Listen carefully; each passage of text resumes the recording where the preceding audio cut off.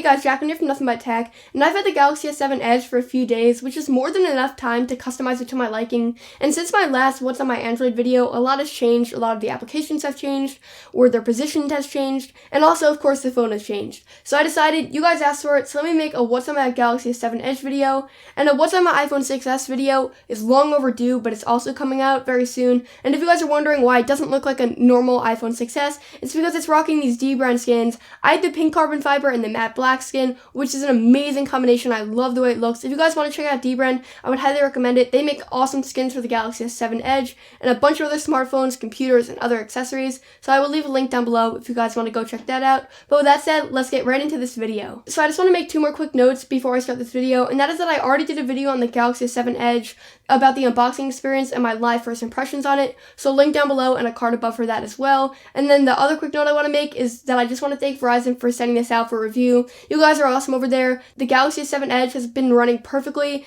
on their service, so I'm very happy to report that, and just a huge thank you to them. Okay, with all of that said, let's get right into it. Okay, so the first thing I should probably note is that I'm recording my screen with AZ Screen Recorder. It's a free screen recorder, and it's definitely the best one out there that I've tried. Lets you pick the resolution, how you want to stop the recording, if you want to record the audio coming from the phone. It lets you do all of that, so AZ Screen Recorder is what I use. Okay, with that said, let's just unlock the phone. I have my fingerprint set up to unlock it, and it works really fast.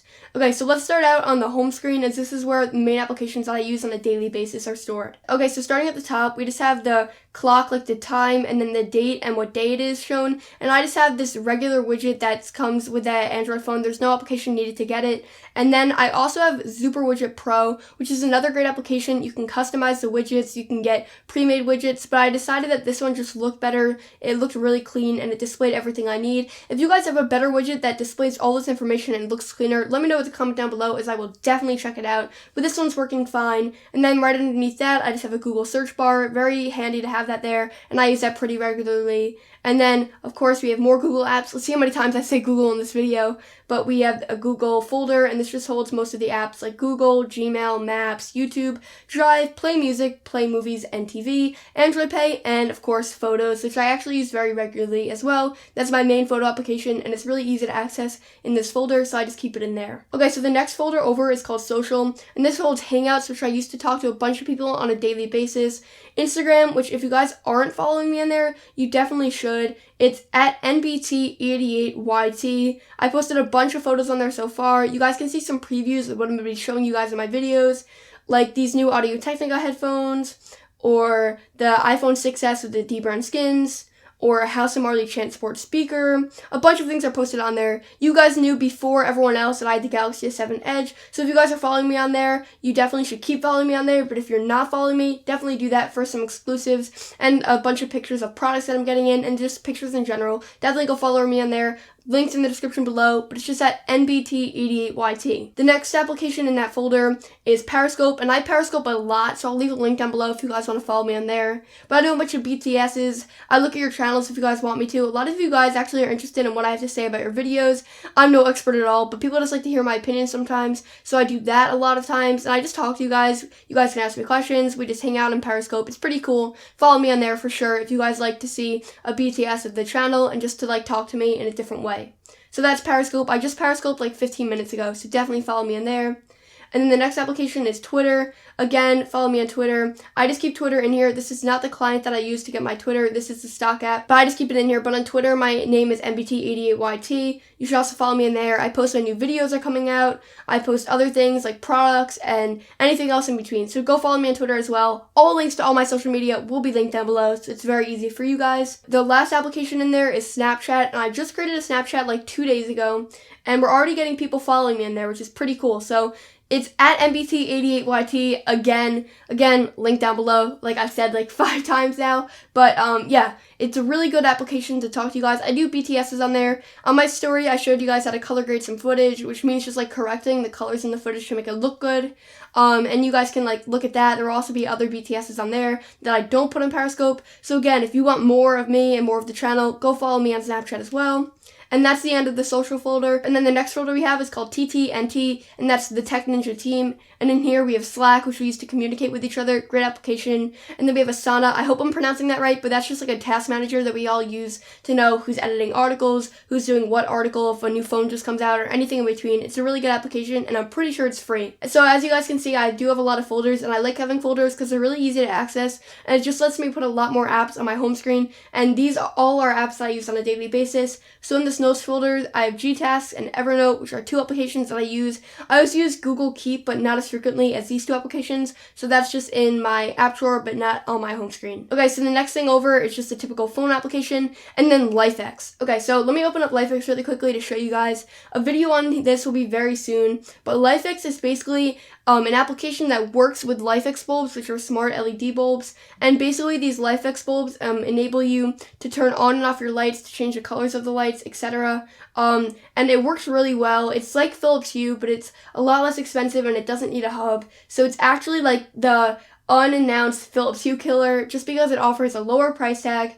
And it offers a lot of the same features that Philips Hue offers, but it doesn't need a hub as well, so it's a lot cheaper for people. And I have about 11 or 12 of them. I'm a little bit addicted. Video very soon. Okay, guys, so the next application is the Play Store, and then we have UpSee. And I do want to talk about UpSee for a second, as I really like what they're doing. So basically, UpSee is a company that is redefining the insurance industry. So I think that we've all been there, where we're at a store buying a phone, a tablet, a TV, a computer, anything. And you get to the register, and they say to you, do you want to purchase insurance? And you say, okay, how much is the insurance going to be? And it's normally really high prices. You normally have to pay monthly, or if you're paying one time, it's really high prices that make the TV a lot more expensive than it really should be. And they're definitely upjacking the prices so they get profit, as the insurance company does not charge that much to actually insure it, and the actual store isn't insuring it, but they're just like the middleman getting you to the insurance company. And the other thing that they normally do is they give you your insurance on a receipt or something, so you have to keep track of the receipt just in case you ever have to file a claim, and it's really a hassle. And then when you do file the claim,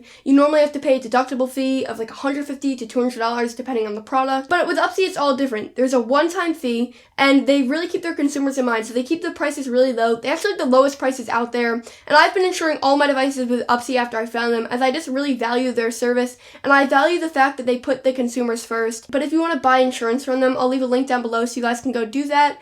And it's already really cheap prices, but to get even cheaper prices, you can use my code for 10% off. It's at MBT88, and I'll leave that down below as well, so you guys don't have to go back into the video to find it. But if you have a device to insure, definitely be with UpSee. They have really low prices, and they keep the consumer in mind. Okay, so with that said, let's go to my next page. So on this page, I have the Today Calendar widget, which is a really nice widget. It's transparent, and it displays all of your events that you have coming up. So a lot of these I've already done in advance, but it has a bunch of them just here that I have to get done, and really lets me keep organized and see events really quickly. So it's definitely the best one out there right now, in my opinion, in terms of the design. And then underneath that, I just have music, and I have Spotify and SoundCloud. SoundCloud I use to actually find a lot of the background music in my videos, and just to find lesser known artists that actually have really good music. And then Spotify I just use to listen to music, and I don't actually keep a lot of my music stored on my device anymore. I just really go through Spotify. And then I have a folder called Games, and Games holds my most used games. Sometimes I just download them to show in the review, but sometimes I just use them when I have an extra second.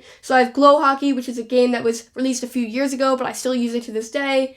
I have Riptide GP2, which is a great game to test the performance of a smartphone, and it also lets me show some really nice graphics in my review videos. And then I have Asphalt 8, same reason, really nice game to test the graphics and how well this device performs, and it also really looks good in the review when you're showing that. And then under that, I have a lesser known game called Smash It, which has amazing graphics and has a really nice gameplay, and you can just pick it up, play for a second while you have a free second, and then just put it down and play it again later. And then I have Color Switch, which is an application that I've been getting a lot more into really recently. I just really like the graphics in it and how easy it is to play, and that you could just play it for a few seconds when you have time and then just put it away, just like the other games. And that's really what I look for in a game, because I'm not playing for like 30 minutes on end or an hour on end. I'm just playing for a few seconds while I wait at like an appointment, or just like while I have a free second. The next application is 1Password, and I use this to store all my passwords, as it's a really nice design, great security features, and since I have so many accounts with a bunch of different services, it's cool just to have all my passwords in one place. And then the next one I have is called Parcel Track. Again, I hope I'm pronouncing that right. That's just to track all my packages that I'm sending out, or packages that I'm receiving, as I do receive a lot of packages on a daily basis. So it's cool just to track all of them, make sure that I'm getting everything, and that people are getting everything that I sent out. So that's really it for my 2 pages, but I do just want to address what's on the dock, as that's the applications that I use definitely the most frequently. So over here, I have AccuWeather, and this is a really good application. It has a nice design, it has really accurate weather, and I just really like it. If you have recommendations, leave them in a comment down below, but I'm pretty content with the application. And then right next to that, I have Phoenix, which is by far my favorite Twitter client, and I really want them to put an application on the iPhone and on iOS, but right now it's just for Android, and it looks amazing. It offers a really nice design, and this is the application that I use for Twitter. It just has a really nice material design look to it, and it's really simple to get things done in here, so I really like it, and I use this on a daily basis, and then I just keep the other Twitter apps to have it, but I'm always like 99% of the time using this application.